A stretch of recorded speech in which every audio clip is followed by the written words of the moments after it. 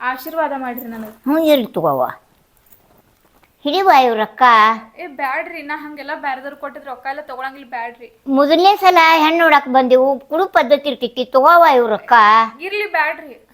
ತಗೋಬೇಕವ್ವ, ಹಿಡಿ, ನಮ್ಮ ಪದ್ಧತಿ ಐತಿ ಅದ. ಹಾಂ, ಎಷ್ಟು ಜಿಪ್ಪುನದಾಳಿ ಕೆತ್ತಿ. ಇರ್ಲಿ, ಈಗಿನ ಮದುವೆಗೆ ಹೋಗ್ತಿತ್ತಿಲ್ಲ ಅವಾಗ ನೋಡ್ಕೋತೀನಂತ. ನಿನ್ನ ಹೆಸರು ಅನ್ವಾ? ನನ್ನ ಹೆಸರು ನಿಕ್ಕಿತಾ ರೀ.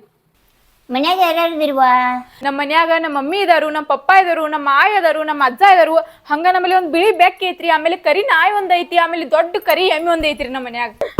ನಾವೊಂದು ಏನ್ರಿ ಹೇಳೋಣ, ಇದೊಂದು ಬೇರೆನೇ ಹೇಳ್ತಿದ್ಲಿವಾ ಹುಡುಗಿ. ಶಾಲಿ ಎಟ್ ಕಲ್ತಿದೀವ? ನಂದು ಎಮ್ಮೆ ಪೊಲಿಟಿಕಲ್ ಸೈನ್ಸ್ ಆಗಿತ್ರಿ. ಹಂಗಂದ್ರೆ ಶಾಲಿ ಭಾಳ ಕಲ್ತಿದೀವ. ಒಂದು ಪ್ರಶ್ನೆ ಕೇಳ್ತಾನೆ ಹೇಳು. ಹ್ಞೂ ಕೇಳ್ರಲ್ಯ. ಪೆಟ್ರೋಲ ಭಾಳ ತುಟ್ಟಿಗೈತಿ, ಇದ್ರ ಬಗ್ಗೆ ನೀ ಏನು ಹೇಳ್ತೀವ? ಇಷ್ಟು ಕಷ್ಟವಾದ ಪ್ರಶ್ನೆ ಯಾರು ಕೇಳ್ತಾರವ?